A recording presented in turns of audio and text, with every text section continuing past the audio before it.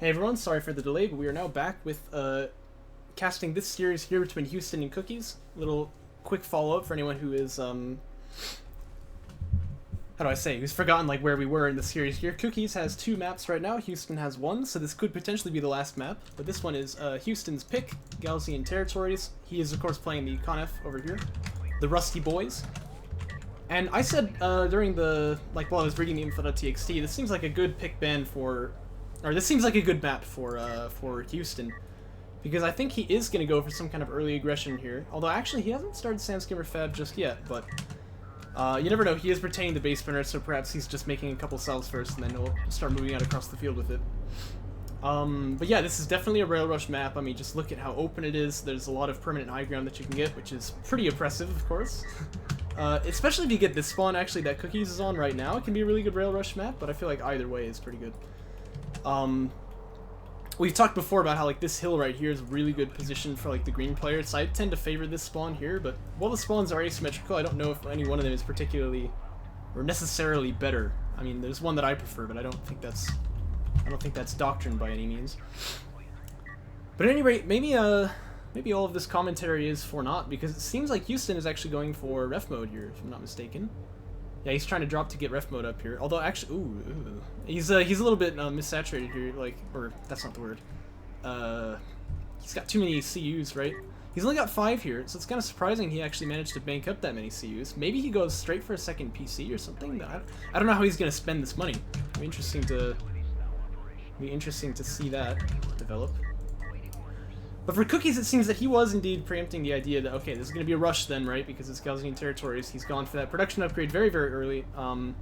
He's starting to fill out some LDMs over here, but only 5 salves on the main.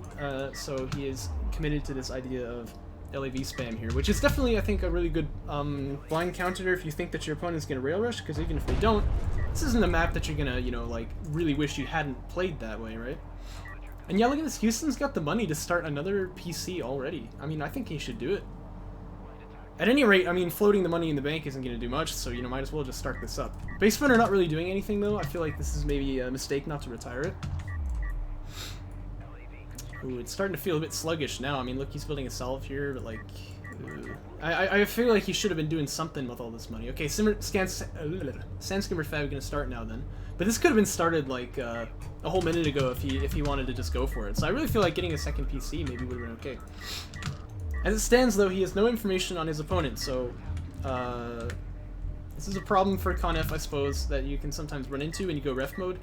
If you're gonna go greed, where you build salves before skimmer tech, you've got to really gamble, because you can't check with a scanner like you could otherwise. And if the base spinner goes out to scout like really deep and like actually contacts the enemy army, you know, you might just lose it if there is, you know, LAVs out here like this.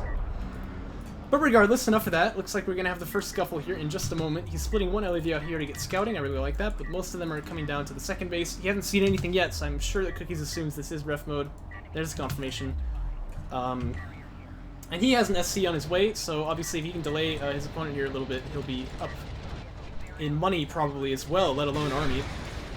2 salves already killed, though, and this is really big damage. Pretty nice shot there by Houston's cruise missile, but... yeah, and in fact the LAVs are going to realize, well, we should probably back off here. But again, like, if they just hold here, the pressure that they've got to say, hey, I could come up and attack you, you've got to build army before you get your base up, is massive. And Houston is going to have to do something to... Houston's going to have to do something to, like, respond to this. He is building Sandskimmers, I imagine. Yeah, he is. But again, see, this would be, like, 2 PC would work pretty well here, because he can build skims really fast. He's got the money for it still, so I would still recommend he goes for this if he had the fleet capacity open. Cookies with a little bit of a float there, by the way, but it looks like he's going to queue up another SC to deal with it. I would actually really recommend firing gunship for him right here, because it looks to me like you just caught your opponent with his pants down, you know, doing a lot of greed here. I think, you know, the move here is to try to really punish it with an air transition. Up to him, though. His game, not mine. He is just going to fill out that third base for now. And to be fair, if he can hold his opponent off second base while he gets to third, you know, now we're really talking, right? So... Houston gonna flip the PC back onto the main base, brings that carrier out to try and hold the second with it. But the LAVs could really just come around here and attack on the main now, but there are skims being produced now. There's 5 of them, 5 LAVs. Looks like that might be the end of this little foray of Cookies.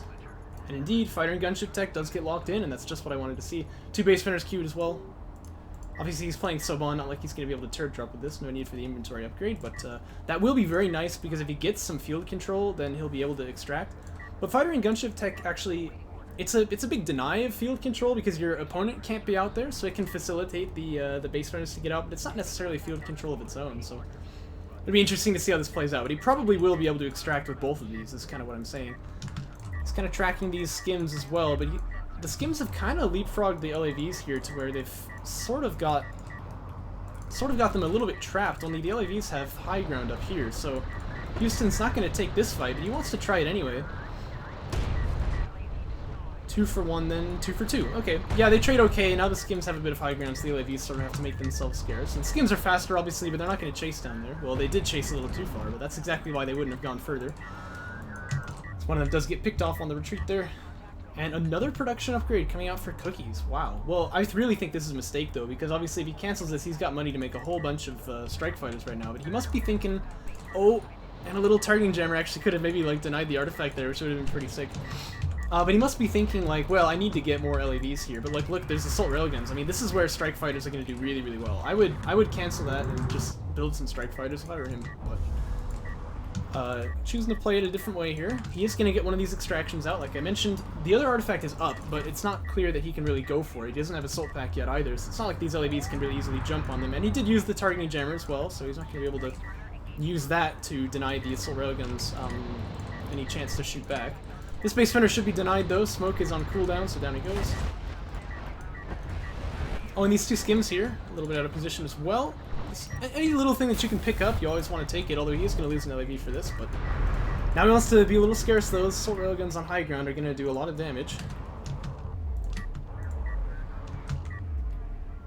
And it's really fast honor guards from Houston. We've seen that before, but again, previously he's finished the tech but not built them, although he does already have a PC on the way, so maybe he's planning on opening that production line to honor guards a little bit faster this time. That's what I'd want to see if he goes for this tech so early. But also Assault Ship Fab, and that's really interesting to see too.